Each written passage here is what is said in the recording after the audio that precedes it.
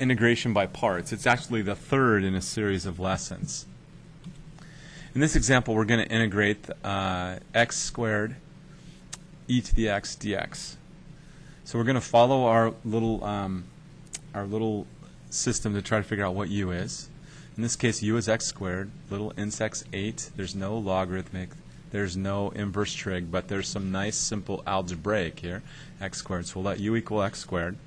Then du is 2x dx. Then dv is everything that's left, e to the x dx. The antiderivative of dv is v. The antiderivative of e to the x dx is just e to the x. We'll plug that into u times v minus the integral of v du. The bottom of this will appear here in a second. The 2 can pass through, and I'm now integrating x e to the x. It's a little simpler than we had here, so I can see that probably one more pass through integration by parts should get me where I want to be. So let's go ahead and let u equal x, then du is dx, dv is e to the x dx, and v is e to the x, and substitute. So everything after the 2 here gets replaced. So I've got u times v, my new u, my new v, minus the integral of v du. The integral of e to the x is just e to the x. Don't forget the plus c. And we could distribute the 2. So I've got negative 2x e to the x and plus, negative times negative is a positive, plus 2 e to the x. And then don't forget the plus c on the end. And there we go. If we wanted to, we could factor out an e to the x and write this in a different form. But this is good. Here's another example. If you want, you could try pausing and seeing how you do.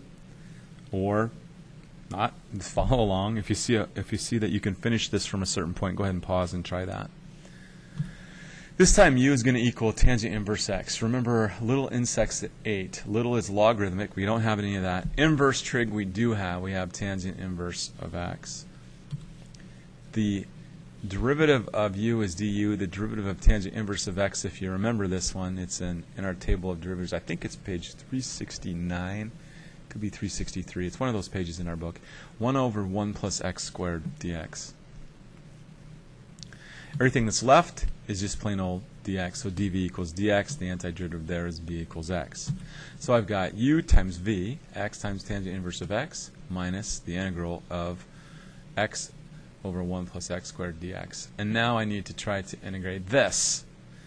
Well, just glancing at this, I think that integration by parts is just too big a hammer. We could probably just do this by substitution. So let's let r equal 1 plus x squared. Instead of u, we've already used u for something else. Instead of repeating that variable, let's pick a different one. So r equals 1 plus x squared. Then dr equals 2x dx. So there's my x dx just appeared. How nice is that?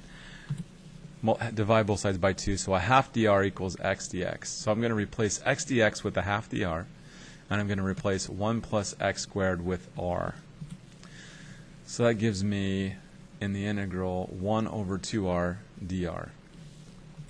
The 1/2 can pass through, and I'm integrating 1 over r. The antiderivative of 1 over r is the natural log of r. Remember, the derivative of the natural log of x is just 1 over x, so it's the natural log of r. Let's go ahead and replace r, which is 1 plus x squared, and we've already added the plus c. There we go. Not that bad. That's our target for today. I'll see you in class.